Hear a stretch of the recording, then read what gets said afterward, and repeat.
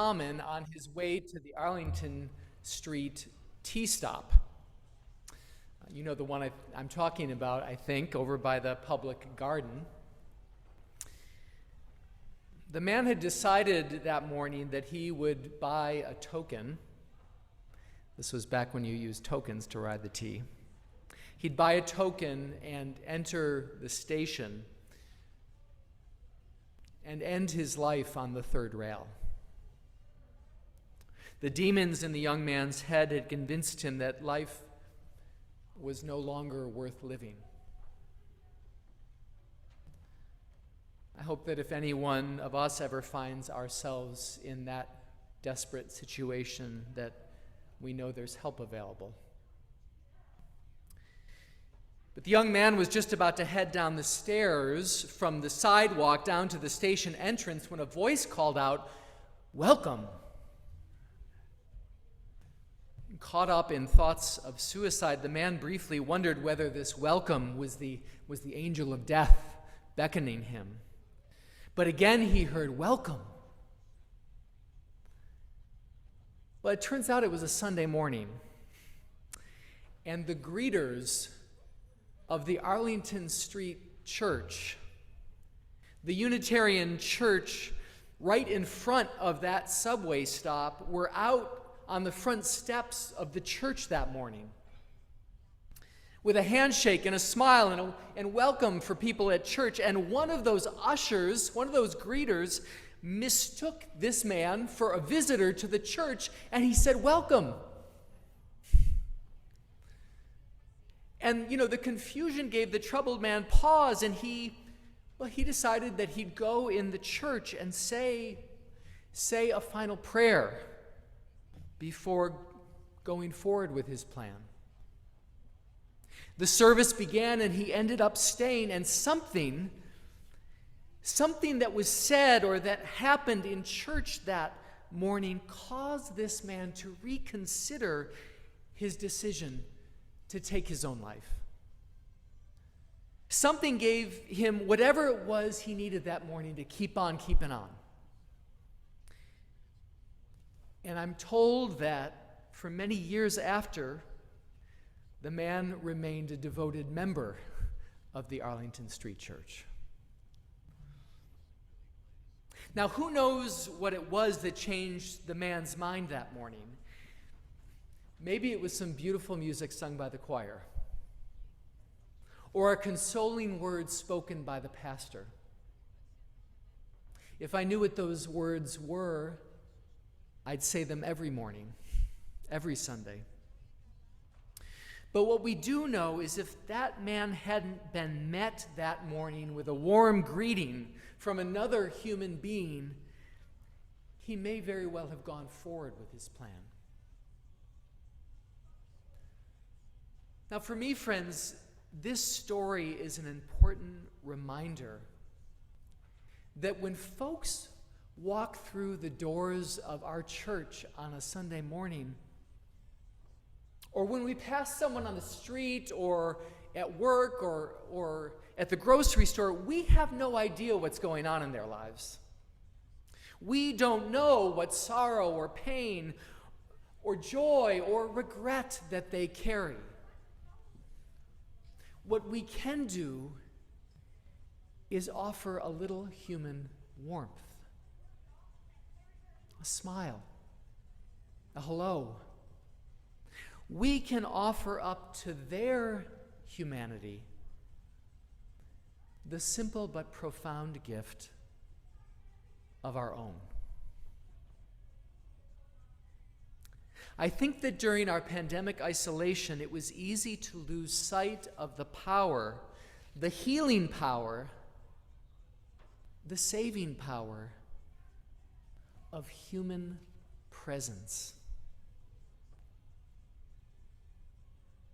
Thomas More, the author of the best-selling book, Care of the Soul, once told a group of us Unitarian ministers, he said, all the literature, all the wisdom about the care of the soul is clear on one point, and it's this, he said. The one thing the soul needs most for its well-being, more than anything else,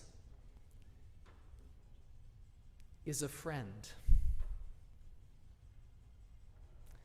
Not a spiritual discipline, not a yoga retreat, not a sermon, but first and foremost, the soul needs a friend, another soul to be vulnerable and authentic with. I wonder if we can all commit to being a kind and gentle friend to a soul today, to share the love and pay it forward. I keep that story of the man at the Arlington Street Church close to my heart because it helps me stay mindful of my interactions with others. But it's also an important story about what it means to be the church, right? Because when I tell that story of the man and the ushers, the greeters, of course my thoughts go to all the behind-the-scenes work that allowed that moment of grace, that exquisite moment of care to actually happen. You know, I think about all the committee meetings and the phone calls to recruit the greeter and the sign-up lists and the trainings and the choir rehearsals, the time spent cleaning the front steps and the sidewalk outside, the years spent cultivating a spirit of love that wants to go out in the streets and welcome people in. That's what I think about. That moment didn't happen by accident. It happens because all of us here at church are engaged in an ongoing, shared practice of soul care, a shared practice of love. Where else but the church do we have the opportunity to be part of such a remarkable and necessary effort?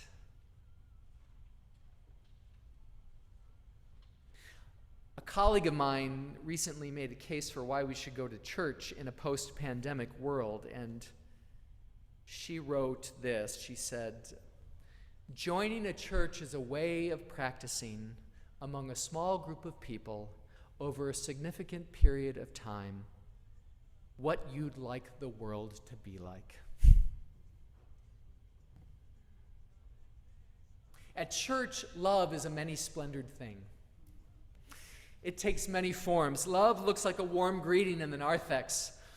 Love looks like a thoughtfully prepared piece of music shared with feeling and worship. Love looks like checking in after church with someone who spoke of a loss during joys and sorrows. It looks like bearing witness to one another's lives in a Soul Matters group, or making and serving soup at the Tuesday Meals program, or working for racial justice, or teaching our children. All of this and so much more is the work of love, and all of it is work that we share together, right? It's not someone else's work. It's not the work of the minister or the staff or the board. It's our work together.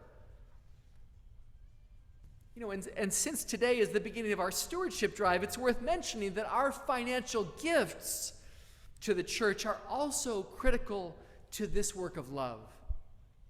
It wouldn't exist without that support.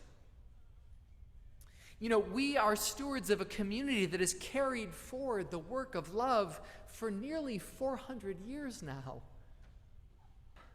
Imperfectly, no doubt, but faithfully and with intention.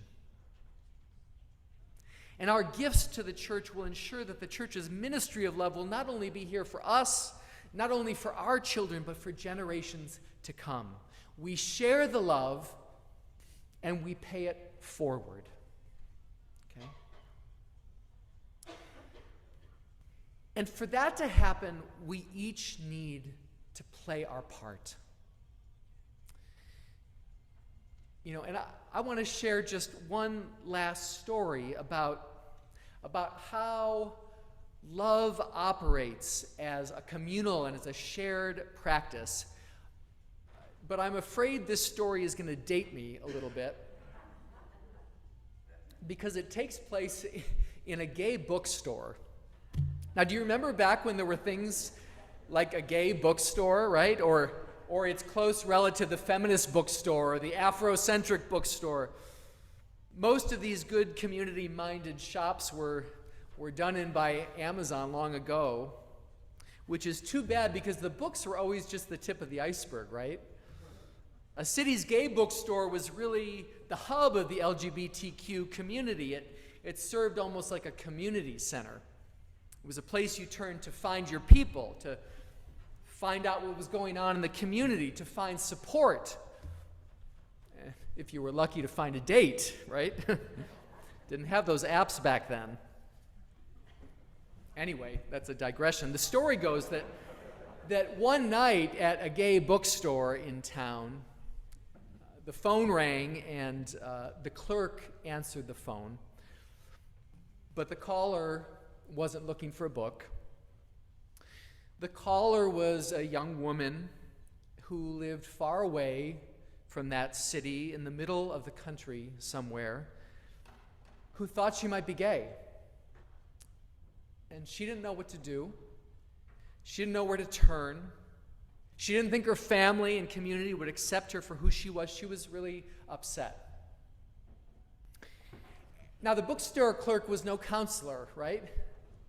But he figured as long as he stayed on the line with this young woman that she'd be okay.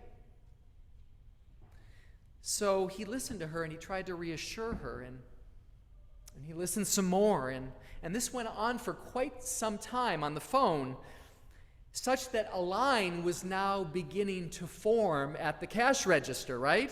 Folks wanted to pay for their books. And the longer the conversation on, the longer the line grew. And the clerk started, stressing out.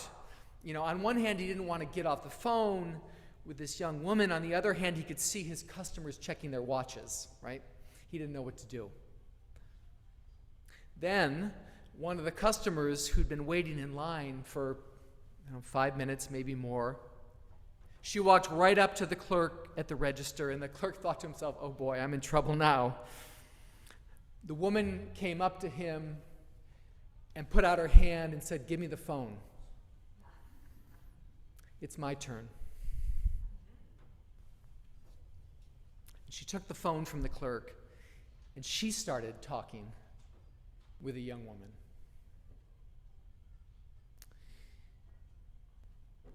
And friends, it just strikes me that this is how love works in a beloved community, right?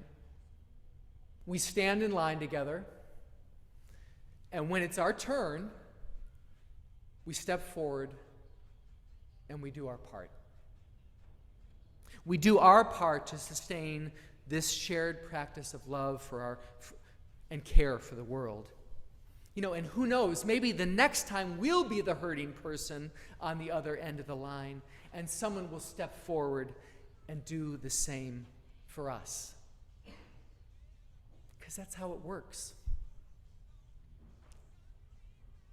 So as we think about this spiritual community of ours, what would it mean for everyone in this room to step forward now and say, it's my turn? Right? How do you contribute to this community's shared ministry of love, care, and justice? Because this is a moment when our world and our church need us. Coming out of the pandemic, it's time for all of us to step up and step forward again and take our turn. And since I'm asking all of you to make this commitment, I want to share my own commitment. This past week, I was delighted to come to an agreement with the church's board to serve another year as your minister.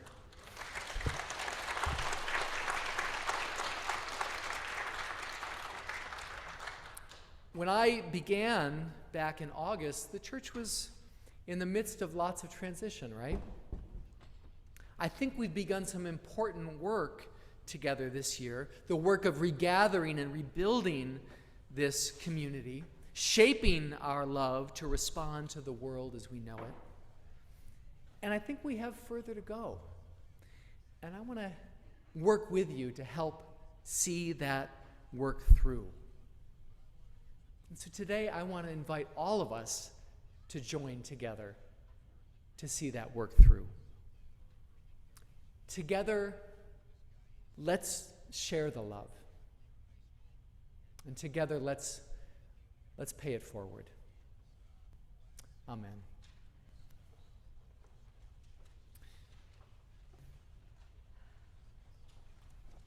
Friends, our closing hymn this morning you will find in the gray hymnal is number 318. It's called Come and Go With Me to That Land. I'm going to invite the choir to come forward. They're going to sing the first verse through in its entirety for us. Is that right, Vivian? And then we're going to invite everyone to sing the first and second verses through together again. So we'll sing the whole hymn together after the choir sings that first verse. Come and go with me to that land. Please rise in body or spirit. Let's join in. No, I said we would be one. Number 318. Yes, sorry.